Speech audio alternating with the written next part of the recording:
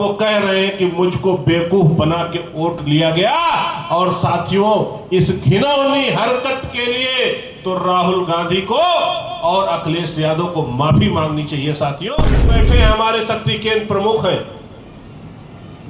इनके बिटिया का ट्रांसफर था, ले गया, श्रीवास्तव जी को मंत्री के बगल बैठाया और मैंने कहा विधायक समझो इनको और जो कहे वो करना पड़ेगा आपको, श्रीवास्तव जी से पूछ लीजिएगा। मैंने कहा इनको मंत्री समझिए और इनका काम करके गुमराह करके बाबा साहब अंबेडकर के संविधान को बदल दिया जाएगा, इस तरह की भ्रांतियां फैला करके और 8,500 रुपए महिलाओं को दिया जाएगा, इस तरीके का झूठ बोल के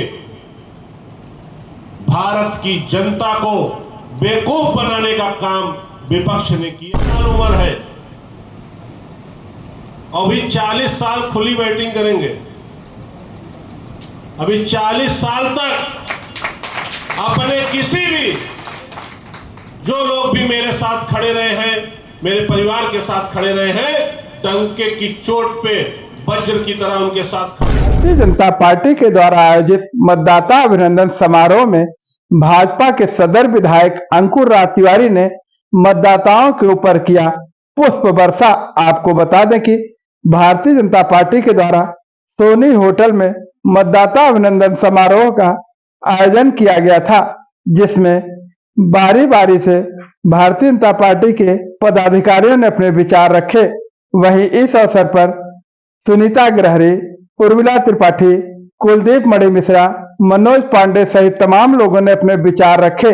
जबकि इस कार्यक्रम के मुख्य अतिथि पूर्व सांसद अष्टभुजा शुक्ला और विशिष्ट अतिथि भारतीय जनता पार्टी के सदर विधायक अंकुर राज तिवारी रहे। कार्यक्रम का संचालन नगर अध्यक्ष सतविंदर पाल सिंह जज्जी ने किया, जबकि कार्यक्रम की अध्यक्षता भाजपा के जिला अध्यक्ष ज्ञानेंद्र मिश्र ने किया। इस अवसर पर सभी लोगों ने अपने विचार रखे और लोकसभा चुनाव में जो हार मिली है उसकी भी समीक्षा किए। लोगों ने बताया कि संविधान को बचाने की बात कह करके विरोधी दलों के लोग वोट को हासिल कर लिए, लेकिन आज भी लोगों को पछतावा हो रहा है। तो कहीं ना कहीं भाजपा के सदर विधायक अंकुर राज तिवारी ने पुष्प वर्षा की। हम आगे आपको यह भी सुनाएंगे कि भाजपा के सदर विधायकों को आपने सुना, सभी लोगों ने अपने अपने विचार दिए, और मैं आपको एक चीज बताना चाहता हूं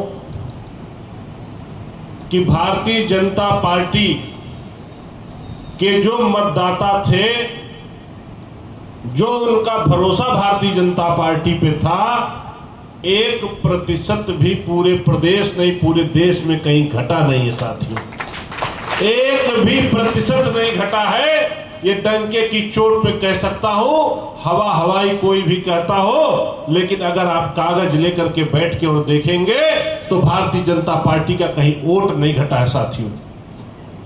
साथियों, गुमराह करके बाबा साहब अंबेडकर के संविधान को बदल दिया जाएगा, इस तरह की भ्रांतियां फैला करके और 8,500 रुपए महिलाओं को दिया जाएगा, इस तरीके का झूठ बोल के भारत की जनता को बेवकूफ बनाने का काम विपक्ष ने किया है। और जो लोग उस समय इनके भ्रांतियों में आ गए, साथियों, उनकी देन है कि उनके साथ विश्वासघात करके, उनके साथ छल करके उनका वोट लेने का काम विपक्ष ने किया है। साथियों, आज जिन्होंने वोट भी दे दिया है वो भी पछता रहे हैं और वो कह रहे हैं कि मुझको बेवकूफ बना के वोट लिया गया।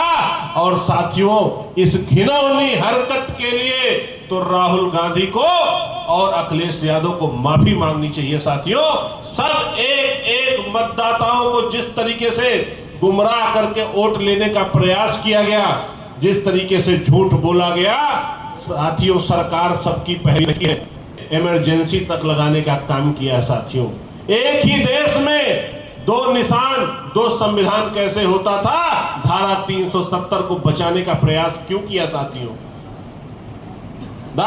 साथियों, जो आज अपने आप को राम भक्त बता रहे हैं, जो आज अपने आप को हिंदुत्व का ढोंग रच रहे हैं, तब अयोध्या नगरी क्यों नहीं याद आई?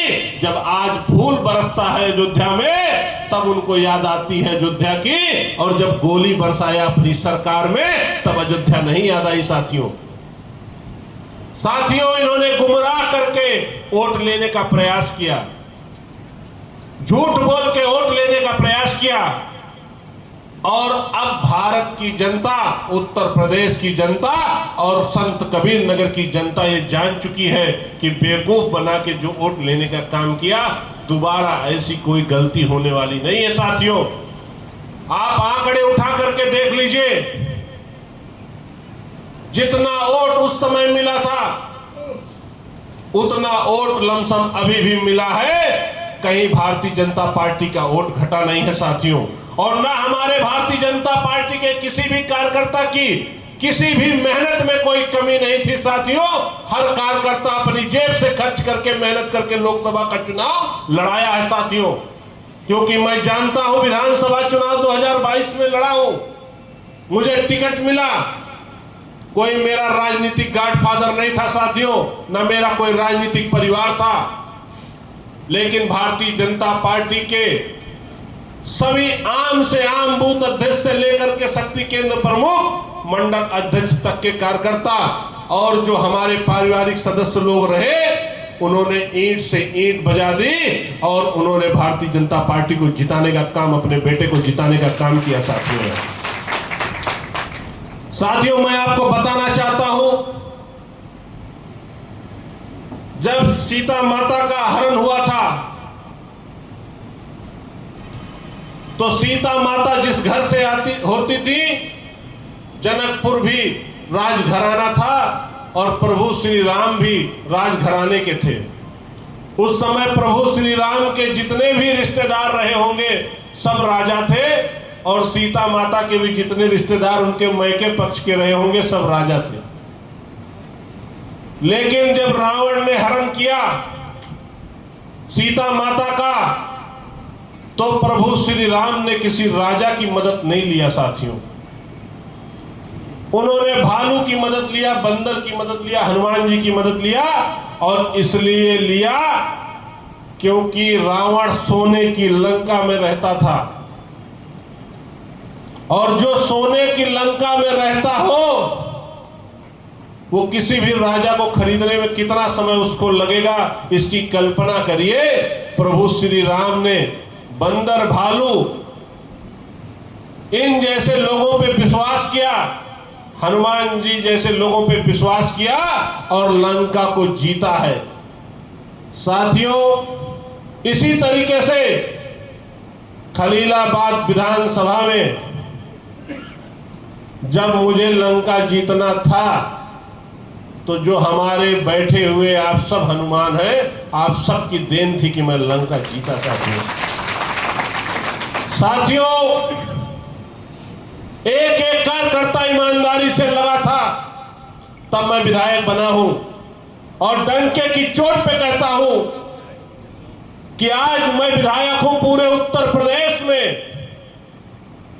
अगर किसी विधानसभा में बूथ अध्यक्ष का नाम किसी भी कार्य योजना के पट पे लिखा जाता होगा तो सिर्फ संत कबीर नगर विधानसभा साथियों, खलीलाबाद विधानसभा। हमारे बूथ अध्यक्ष का नाम, शक्ति केंद्र प्रमुख का नाम, हमारे छोटे से छोटे कार्यकर्ता का सम्मान अगर कहीं होता है तो इस विधानसभा में निश्चित होता है साथियों। मैं अपने हर विधायक निधि द्वारा लिखे गए पट पे जितने भी बोर्ड लगते हैं उसमें सब में हमारे बूथ अध्यक्ष का नाम साथियों लिखा जाता है। बहुत छोटी चीज है ये कि बूथ अध्यक्ष का नाम लिखवा देना, बहुत छोटी चीज है, लेकिन साथियों इससे आदमी की सोच पता चलती है कि हमारे बूथ अध्यक्ष का सम्मान कितना उसके जनप्रतिनिधि के मन में है साथियों। साथियों यहां बहुत लोग बैठे हैं, श्रीवास्तव जी बैठे हैं, हमारे शक्ति केंद्र प्रमुख हैं। इनके बिटिया का ट्रांसफर था, ले गया, श्रीवास्तव जी को मंत्री के बगल बैठाया और मैंने कहा विधायक समझो इनको और जो कहे वो करना पड़ेगा आपको, श्रीवास्तव जी से पूछ लीजिएगा। मैंने कहा इनको मंत्री समझिए और इनका काम करके बताइए। हमारे रामनयन शर्मा जी हैं, एक अधिकारी ने इनके साथ बदतमीजी किया था, उसने कहा हम 370 मंडल अध्यक्ष को जानते हैं। उस दिन रामनयन शर्मा मध्य प्रदेश चुनाव ड्यूटी में था, कॉन्फ्रेंस लेकर के मैंने उसको समझाने का काम किया और उसी दिन रामनयन शर्मा को बुला करके उसने सम्मानित किया और उसने कहा कि मैं सिर्फ अब आज के बाद 4 मंडल अध्यक्ष यहां जानता हूं और 1 नगर अध्यक्ष जानता हूं इस विधानसभा। साथियों, एक भी कार्यकर्ता के मान सम्मान में अगर मेरे कान तक बात आई होगी तो कभी किसी कार्यकर्ता का मान सम्मान गया नहीं है। और कोई भी मेरे दरवाजे पे आया है अगर या मेरे पास मदद के लिए आया है, बिना जाति पूछे बिना धर्म पूछे, केवल उसका काम पूछ के काम किया है और अगर रोता हुआ मेरे पास आया है तो हंसता हुआ गया है। मैं अपने कार्यकाल से संतुष्ट हूं, मैं अपने काम करने के तरीके से संतुष्ट हूं। मैं इसलिए संतुष्ट हूं कि मैं जब खुद से पूछता हूं कि मैं राजनीति में क्यों आया साथियों, जब मैं खुद से ये पूछता हूं कि राजनीति में आने का मेरा मकसद क्या था, राजनीति में साथियों आने का मेरा सिर्फ 2-3 मकसद था। एक मकसद कि जो मेरे साथ खड़ा रहा, मेरे परिवार के साथ खड़ा रहा, क्योंकि मेरे परिवार ने हमेशा संघर्ष किया और 40-50 साल के संघर्ष में हर अच्छी बुरी परिस्थिति को मेरे पिताजी ने, मेरे परिवार ने झेला है। और उस समय से लेकर के मेरे चुनाव तक जो जो मेरे साथ खड़ा रहा, मैं आज उसके लिए लड़ता हूं, ये मेरा स्वभाव है। मैं उसके लिए खड़ा रहता हूं, ये मेरा स्वभाव है। और अगर किसी ने 1 कदम कोई चला है तो उसके लिए 10 कदम चलने के लिए हमेशा तत्पर रहता हूं, मेरा स्वभाव है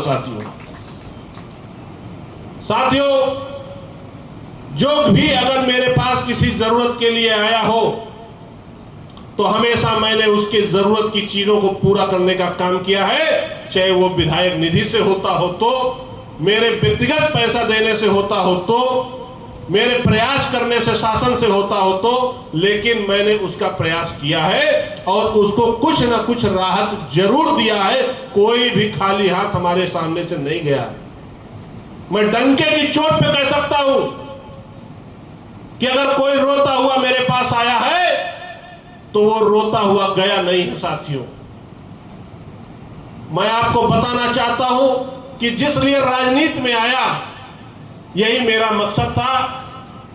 मान सम्मान परिवार का आप सबकी देन की वजह से बढ़ा है और जब तक जिंदा हूं, अभी 35 साल उम्र है, अभी 40 साल खुली बैटिंग करेंगे। अभी 40 साल तक अपने किसी भी, जो लोग भी मेरे साथ खड़े रहे हैं, मेरे परिवार के साथ खड़े रहे हैं, डंके की चोट पे वज्र की तरह उनके साथ खड़ा रहूंगा और उनकी हमेशा मदद करता रहूंगा। साथियों, आप सबके आशीर्वाद से जब मैं विधायक नहीं था तो भी पहचान का मोहताज नहीं था। जब मैं विधायक नहीं था तब भी कभी यहां किसी विधायक सांसद से कम नहीं चला हूं। आप सबके आशीर्वाद से मेरे लिए पद की कोई वैल्यू नहीं है। मैं कद के लिए राजनीति कर रहा हूं और कद के लिए करता रहूंगा। मैं आपको बता दूं, ये कई तरह की भ्रांतियां विधानसभा में या अगल बगल क्षेत्र में फैलाई जाती होंगी। ये बसपा का वोट, सपा का वोट, क्योंकि यहां जाटा वोट ज्यादा है, यहां माइनॉरिटी वोट विधानसभा में ज्यादा है। इन सब वोटों को एक करके अगर विपक्ष ये सोच रहा है कि ऐसी चीजें हैं, विधानसभा हारे हैं, लोकसभा हारे हैं, ये जिला धस गया, ये जिला बैठ गया, इस जिले में वोट नहीं है, ये गलतफहमी दूर कर दो।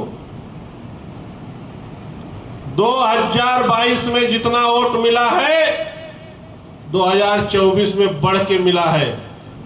और सभी विरोधी और विपक्षी को कहना चाहता हूं, पत्रकार भाइयों के माध्यम से, अंकुर राज तिवारी नाम है, ये जान लो, पीछे जाने के लिए नहीं पैदा हुआ है। हमेशा जीतेगा, डंके की चोट पे जीतेगा। जब चाहना आजमा लेना।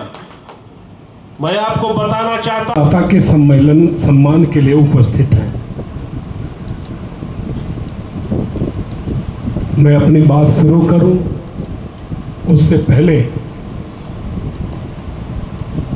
लोकसभा के चुनाव में आप लोगों ने जिस मेहनत से काम किया, परिश्रम किया, भारतीय जनता पार्टी को अपना मत देते हुए लोगों से मतदान कराया, उसके लिए आप सारे लोगों को बहुत बहुत धन्यवाद। और